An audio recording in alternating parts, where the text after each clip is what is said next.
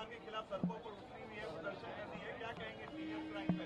मेरी समझ में नहीं आता कि आप जनता का विश्वास जब आप खुद अपने ही सरकार अपने ही प्रशासन के खिलाफ मुख्यमंत्री होने के बावजूद आप अगर सड़क पर उतरती हैं तो क्या आप जनता को विश्वास दिला रही हैं न्याय का, या उनके भीतर एक डर का माहौल आप पैदा कर रही हैं? ये कहीं ना कहीं ममता बनर्जी जी की एक मुख्यमंत्री होने के नाते कमजोरी को दर्शाता है। ये समझ के परे है कि एक राज्य का मुख्यमंत्री अपनी ही सरकार, अपने ही शासन, अपने ही प्रशासन के खिलाफ सड़क पर उतर जाता है, तो ऐसे में ये आपकी कमजोरी को दर्शाता है। ये दर्शाता है कि संभवतः आपके हाथ में भी अब अपने राज्य की व्यवस्था, अपने राज्य का तंत्र अब आपके कंट्रोल में भी नहीं है, और इसीलिए इतनी ज्यादा अराजकता का माहौल बंगाल जैसे राज्य में बना हुआ है, जो सिर्फ और सिर्फ मुख्यमंत्री जी की लापरवाही, उनकी कमजोरी को दर्शाता है। यूपीएससी में लैटरल एंट्री को लेकर राहुल गांधी ने आरएसएस से यूपीएससी की तुलना कर दी है और कहा कि सरकार आरक्षण खत्म करना चाहती है इस एंट्री के जरिए। देखिए, मैं इस दो बात को एकदम स्पष्ट कर दूं। अगर किसी भी एक विषय को उदाहरण के तौर पर दिखाकर अगर सरकार की नीयत पे सवाल उठाया जाएगा, तो आज की तारीख में सरकार का अंग होने के नाते मैं इस बात को स्पष्ट कर दूं, हेड ऑफ द गवर्नमेंट मेरे प्रधानमंत्री हैं, और प्रधानमंत्री जी की सोच कतई आरक्षण विरोधी नहीं हो सकती।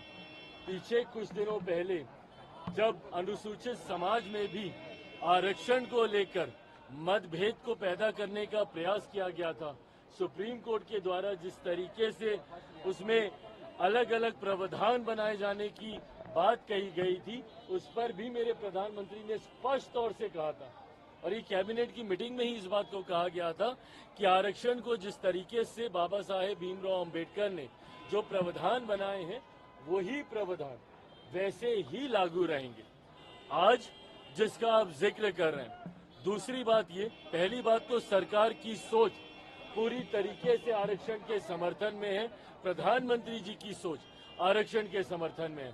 दूसरी बात, मैं और मेरी पार्टी कतई सहमत नहीं है आज जिस तरीके से कुछ पदों के नियुक्तियों के लिए, डायरेक्ट बहाली के लिए सीधा वहां से डिमांड्स मांगी गई है, जिसमें आरक्षण का ध्यान नहीं रखा गया है। इस बात के मेरी पार्टी भी पूरी तरीके से खिलाफ है। सरकार का अंग होने के नाते सरकार के उचित प्लेटफॉर्म पे इस कंसर्न को मेरी पार्टी की तरफ से हम लोगों ने भी दर्ज कराया है। आने वाले दिनों में भी इसके ऊपर मजबूत आवाज हम लोगों की तरफ से उठाई जाएगी। कोई भी सरकारी पद की नियुक्ति अगर निकलती है तो उसमें आरक्षण के प्रावधानों का ध्यान रखा जाना जरूरी है। अनुसूचित जाति, जनजाति, पिछड़ा वर्ग का जो आरक्षण जिस तरीके से सरकारी नौकरियों में जिस तरीके से चलता आ रहा है, हर नियुक्ति में इसका ध्यान रखा जाए, ये अनिवार्य है। और अगर ऐसा नहीं रखा जाता है, जो कि आज हम लोग को भी देखने को मिला है, इसके लिए सरकार उचित कार्रवाई जरूर करेगी।